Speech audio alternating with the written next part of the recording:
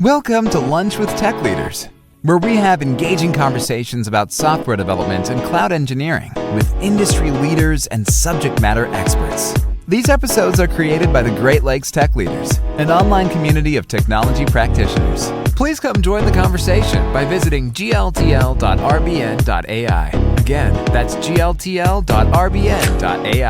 Now strap in, because we're deploying to production in 3, 2, 1. Hello, everyone, and welcome to Lunch with Tech Leaders. I think this is episode 16 of our gatherings. So this week we got an exciting topic. We're going to talk about CDK versus Terraform, and dive into what we've experienced with the two products, where we see the industry going, and just some of the pros and cons of each. But first, I want to introduce to my co-host here, Tom Kowalski. Tom. Howdy, Tom Kowalski. Yeah, I worked with Adam for a while. Very interested in these technologies. I feel like it should be more, the title's a bit confusing, right? CDK Terraform, maybe like CloudFormation Terraform, right? And but yeah, excited to talk about the topic. Yes, I agree. It's a silly title, but I think it drives some emotions, and people want to chime in. So you got to have the controversial title to bring in. Yeah, there you go. Yeah. And before I kick it over to my next co-host, I'll kick it over to my next co-host, Jason Brown with RateBrain. Introduce yourself, Jason. Hey, yeah, happy to be here as well. I'm a cloud solutions architect at RateBrain Networks. And I've got some experience with CDK, CloudFormation, and Terraform. So I'm really happy to be part of the conversation. Cool. And big news this week with our Discord community, the Great Lakes Tech Leaders. We've hit the triple-digit mark, over 100 members. So exciting to see that. Would like to encourage people to invite your colleagues and technical practitioners to join us. You can find us at leaders.rbn.ai and just hop in, and we've got a great community we're trying to build out. So I encourage everyone to hop on and check us out. Okay, so let's kick it off. History lessons. Where did infrastructure as code come from? When did it become a thing? I think, it was just inevitable, right? With the cloud, right? And being able to provision things with an API kind of, is the next evolution. Yeah. So what I did a little research this week. So around the early 2000s is when you have this explosion of virtualization, right? So, and that kind of created orders of magnitude more complexity with doing stuff in the web, right? So it kind of just happened because it needed to. And then, of course, by 2006, you got Amazon Web Services becomes a thing.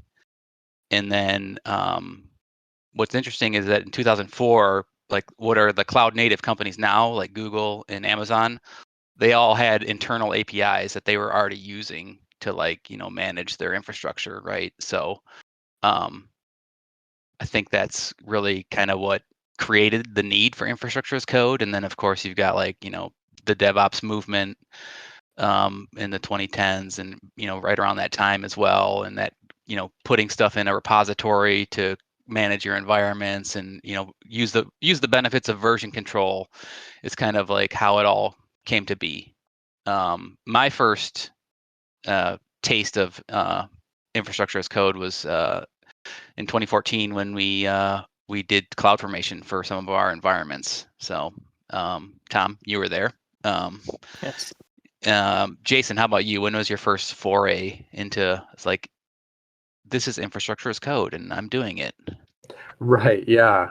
Definitely CloudFormation for me. I know actually when I got brought into RBN, I think it was 8 years ago now. Yeah, I was brought in actually as a app dev because I have a software engineering background. And then over the years, I had like one foot in both worlds because I got more exposure to CloudFormation. And it wasn't really a big jump for me because, I was having the background I had, it was just like writing JSON, right? So to build your architecture. So it was kind of a natural thing. But that was the first time I got involved in writing infrastructure as code. Was with CloudFormation. Sure.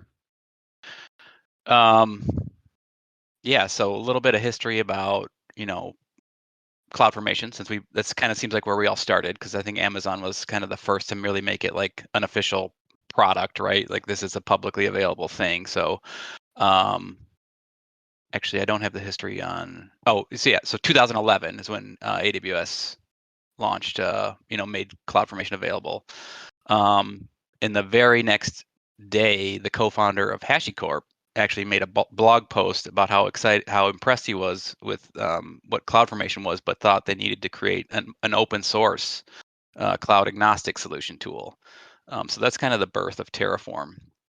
And then a few years passed from the founder, that was Mitchell Hashimoto, from his blog post.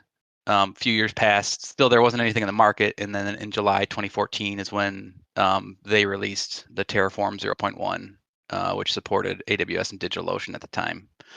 And what's interesting about the Terraform story is that it wasn't super popular right out of the gate. There was actually some consideration of shutting down the project after about 18 months. But then in 2017, things really started to take off, with their downloads doubling pretty much every month. And then, of course, Microsoft, they partnered with Microsoft in their Azure platform, and that really kind of, I think, took them to a whole nother stratosphere. And today, from what I'm seeing, Terraform's like the king of the court, in terms of infrastructure as code. Like lots of companies are using it, lots of people like it. Supports over 1,000, I think it's 2,500 providers, thousands and thousands of modules. So it's really taken off. Yeah. Anything to add there, Tom, Jason, and what you've Yeah. seen? Yeah. Yeah, absolutely. I mean, I think that, like you touched on earlier, with AWS having their internal APIs, and having those being able to be used through like scripting, things of that nature, it was still pretty cumbersome. So having there was a definite need for a tool like CloudFormation to get things more organized in terms of being able to spin up your virtualized infrastructure. And yeah, I mean, with Terraform, even though it came to a rocky start, definitely has kept pace, and some could argue have outgrown CloudFormation as well. So yeah, it's just really interesting to see the explosion of a lot of new technologies being just emerging since then. But there is a reason why Terraform is considered industry standard and has continued to persist in that way. Yeah, definitely. I mean, HashiCorp has been iterating over Terraform for a long time, with overcoming some of its initial, uh, I guess, limitations, you could say. But yeah, there are still other technologies emerging, just like CDK, right? Which is kind of like the next evolution of, in my opinion, infrastructure as code in general, like going from just like scripting APIs to a configuration management, infrastructure management tool using things like JSON and YAML. So the HashiCorp language is kind of like JSON or YAML. And then from moving on from that to using actual programming languages, which then you can, I think we had a discussion a couple weeks ago about writing good software architecture, like good software architecture design. And a lot of those principles actually map more closely when you're able to use like actual programming languages rather than just like data serialization or markup languages. Yeah. That's all stuff we're going to dive into here real deep, but let me give just a brief history of CDK, and then I think we're going to dive right into like a lot of the great stuff you just brought up, Jason. So AWS CDK is launched in 2019, July 2019, open sourced, it lets developers define cloud application resources using programming language rather than these declarative templates, right? Because I come from a programming background too, where it's like when I saw infrastructure as code quote for the first time, it was like, well, this isn't code. This is just like a JSON file. So yeah, I think it was pretty easy to learn it in terms of back to CloudFormation, but ended up CDK came about from a project from AWS was trying to re-architect their search service, and the team wanted to build it in a modular way so they could do things in isolation and evolve things independently. So they used CloudFormation, of course, because that's what they had.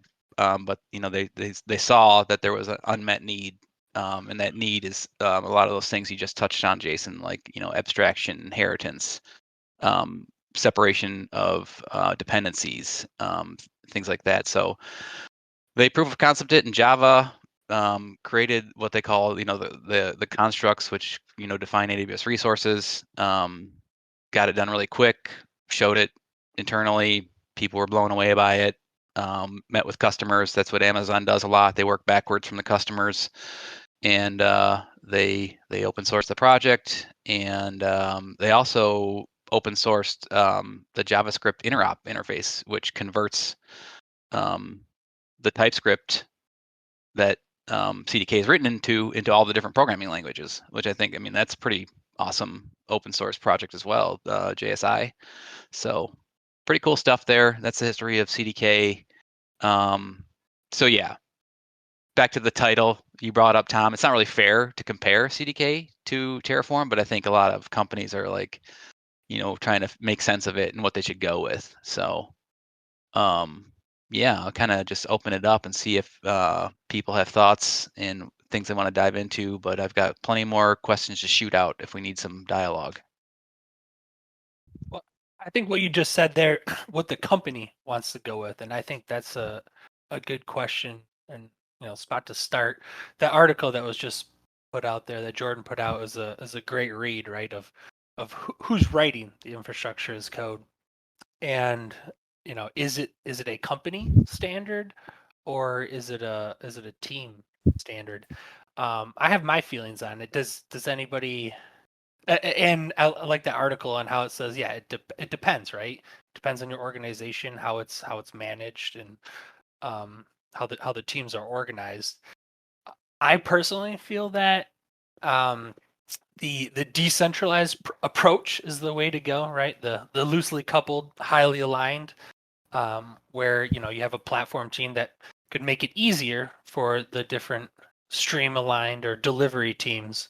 But ultimately, it's up to those delivery teams to make the choice of what technology they want to use, unless there's set standards, right? Like we have to for security reasons, audit, compliant reasons, things like that.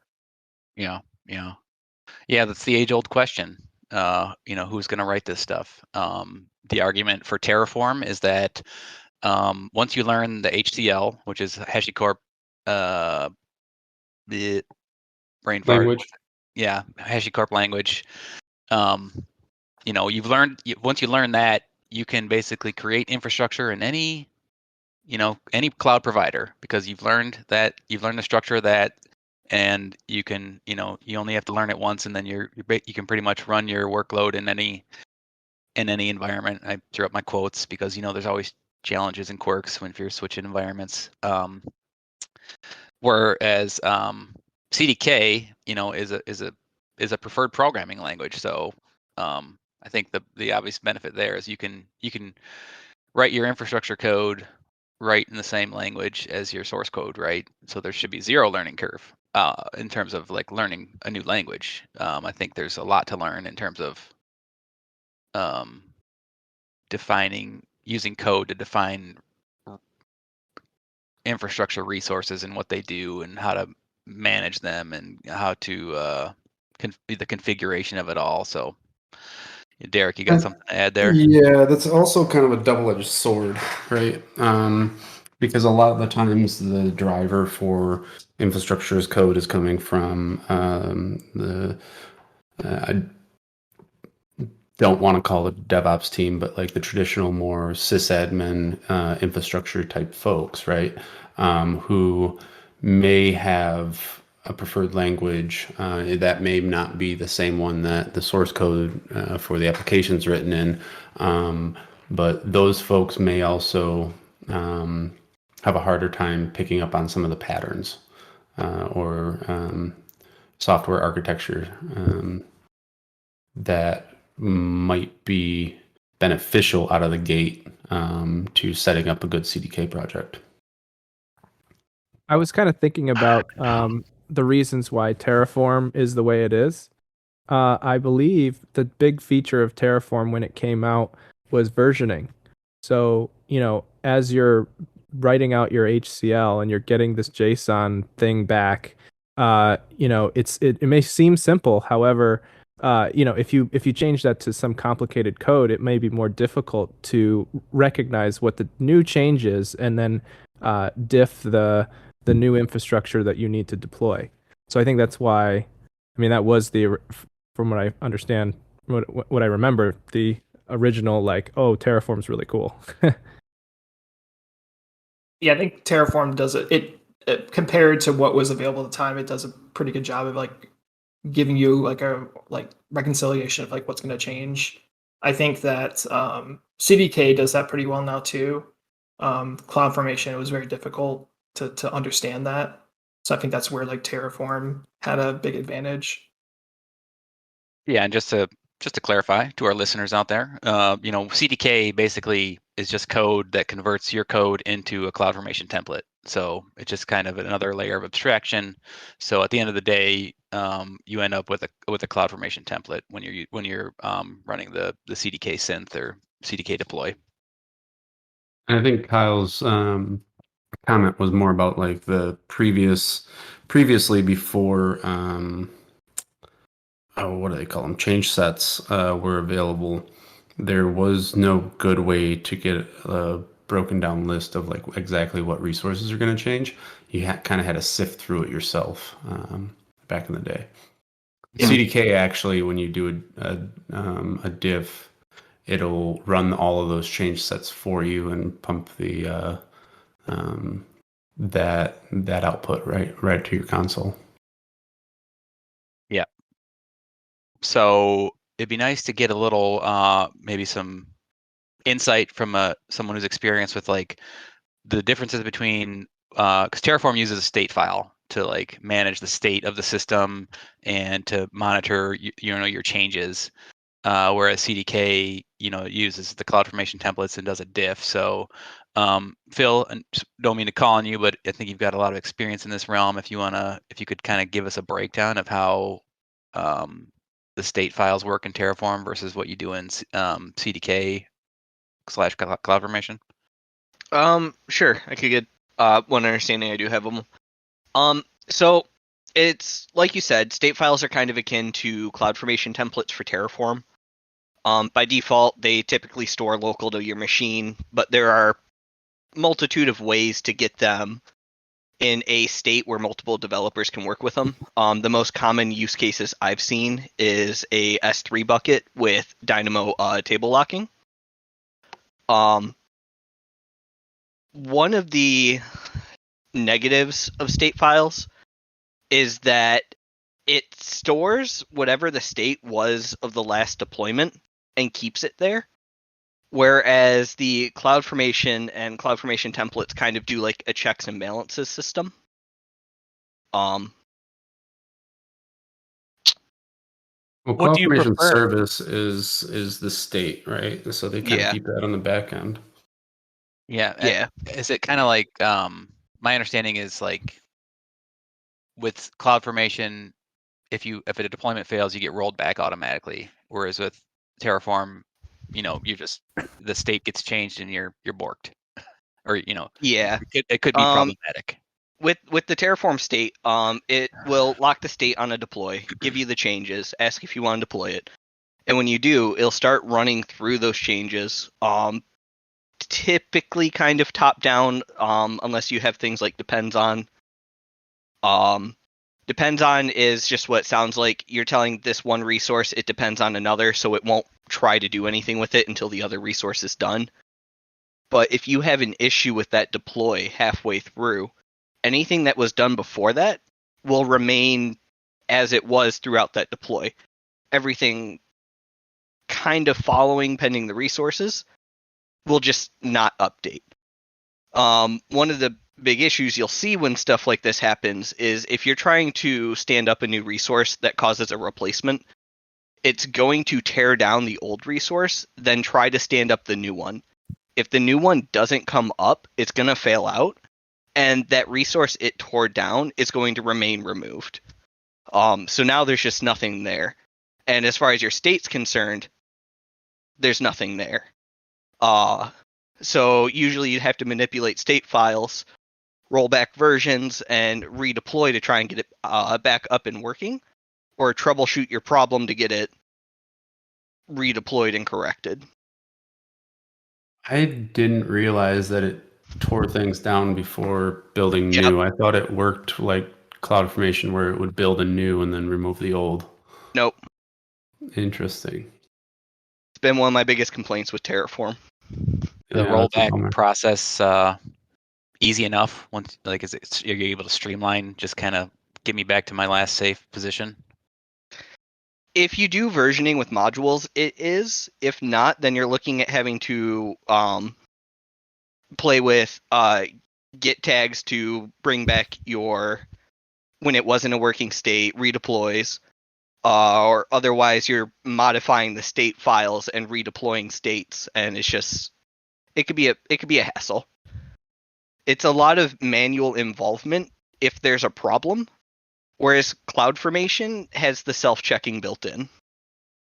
I think it can definitely become a big problem too when you're like, if it's just like a single resource that it doesn't depend on anything or nothing depends on it, it's probably a little easier. But like, let's say you have like a load balancer listener or something like that, where like a load balancer depends on that and other things, like it's going to become more difficult to like potentially roll back in that scenario. Yeah, it's just going to kind of cascade the problem down. Yeah. Yeah, when I was researching kind of on this discussion, some people were saying that the way Terraform does it is preferred for them for not doing the automatic rollback, where the automatic rollback with CDK CloudFormation is sometimes not desirable. But I don't have like examples of like why. It seems like having things roll back to the last time it was stable seems pretty good to me. But I'm sure there's a bunch of use cases out there I haven't thought of where you don't want it to roll back. I think in that vein, it might kind of come down to what environment you're using it in. Obviously, if it's in a prod environment, you want that stability. You want the ability to roll back easily. If it's something in like a dev environment, maybe that rollback might become more of a hassle. I mean, part of the reason that we're using infrastructure as code is so that we can catch these changes in an environment before prod, right? Yeah. I would say yes. Current client work says that's not always true. Yeah, there's always edge cases, right? So I want to touch on something before we run out of time here, which is that Terraform has announced their first generally available release of CDK for Terraform. That was August 1st, 2022. Gonna post a little diagram in the chat here, if it'll let me. But who's driving that? Is it's HashiCorp driving that? Yeah. Okay, interesting. Yeah. So yeah, I was a little wasn't quite sure what to expect out of it, but I mean, it looks like Terraform is maybe recognized that there's limitations with the declarative language, right? Like there's only they're kind of missing that ability to do higher level programming and abstractions and more sophisticated patterns. So I think this is probably their response to make it so that people who actually want to write real code, sorry, I don't want to offend anyone, who want to write write their infrastructure in an existing programming language, it allows them to do that. And it looks like it works with all their providers. I haven't had a chance to test it out personally, but it seems like it could be a game changer if people like Terraform and They like the state file setup, and they want to try to do some more higher level programming. Why not try CDK for Terraform? Anyone on the call had a chance to check it out or know of it? I guess one thing I wonder is like, is there a paved path for someone who like is using HCL and wants to migrate to use the CDK and you just pick a language, I guess. I'm curious if they have like a migration path. In their notes for the announcement, they said they have improved convert command, which will convert your HCL templates to the equivalent configuration in your preferred language. Nice, nice. So I would be interested in seeing how that, like, what type of code that actually produces. I would also be interested in seeing that. Yeah. I assume that it's probably just like, vomits it into a single script or something like that. yeah, I mean, it might get you started, and like maybe you could like glean from it how to how to do it. Like Go if back you're and clean it up a little or something. like just take a small module, convert it, see what the thing does, and be like, oh, and kind of understand how to approach it from a more strategic way. But yeah, I think that'd be cool. So yeah, I'd like to see. I'd like to talk. It's so new. I don't know. It's version 0.12, so it's really new. I'm sure there's lots of challenges with it still, but it seems like it's got a lot of potential. Yeah, I'm definitely very interested in this. I mean, I've got a kind of a bias, with my background. Like when I saw CDK first emerge, I was really excited to be able to use, the high level abstractions, like you were talking about, classes, polymorphism, inheritance, to make it more, well, not only cleaner, but um, so that infrastructure as code would be more code-like, I guess you could say. So seeing the jump that HashiCorp's making with Terraform, I'm really excited about this. It seems like a natural progression, and also very revealing too that they definitely see Terraform as more analogous to CloudFormation, like HashiCorp themselves. But they've always been very good at adapting, like uh, introducing conditionals and, looping, like some of the basic stuff that wasn't there at the beginning, over time. I'm really excited to see them adapt and change and see where they take it from here. Definitely. Yeah, when I talk to people in the industry, I was recently at KubeCon in Detroit, and just trying to talk to folks about what are you using for your infrastructure as code. I mean, I don't think I ran into everyone was using Terraform that I talked to, and I would kind of promote CDK just because I'm a fan of it. But it just seems like if you're doing anything multi-cloud, people are just going to jump on the Terraform bandwagon, is what I saw. And so I think that this, Terraform CDK for Terraform gives people kind of the best of both worlds potentially, where you can do all your multi-cloud stuff, but I'll still take advantage of a higher level programming language. Yeah, definitely agree. I would argue that Helm is a infrastructure as code tool. So technically, most of those folks are probably more involved with at the KubeCon, more involved with Helm, but the underlying infrastructure that manages the Kube cluster. A lot of the reasons that people choose Kubernetes over something more simple is because they need a multi-cloud cluster, right? So Yeah. definitely interesting. And there's so many, like Pulumi's kind of, I think, trying to become a rising star, or is a rising star. There's lots of players in the infrastructure as code space. So we only touched on really two today. Mm-hmm. But there's tons of things out there. So I don't know if anyone else has any cool ISE tools that they think wanna give talk about briefly. But yeah, feel free. Troposphere tried to do this try to do what CDK is doing way back in the day, and it just never really got the traction. It was for CloudFormation only, and it was only in Python, if I'm not mistaken. But yeah, they kind of don't really hear about them anymore, or that project at least. With CDK getting so much traction, I wonder if, and then with CDK Terraform coming up, I wonder what the future looks like for Pulumi. Mm-hmm. Well, we're Think getting something- close. Oh, go ahead. I was just gonna say, I think something about Helm that makes it very powerful, right, is like you're using like Go templating language along with some of the other extra stuff, so you can do a lot of pretty powerful things with Helm when it comes to like Kubernetes provisioning. Yeah, definitely agree. I like how Helm charts rely on, other Helm charts quite a bit, and I would like to see a lot more of that in the CDK world. So Great. Well, we're getting close to time here, and I want to respect everyone's lunch hour. We all got day jobs we need to go back to, but wanted to give a chance for our co-hosts Tom and Jason to offer any final thoughts before we sign off here. There's a lot of things I could say, right? But just going back to the discussion of, is it like a company standard or individual teams?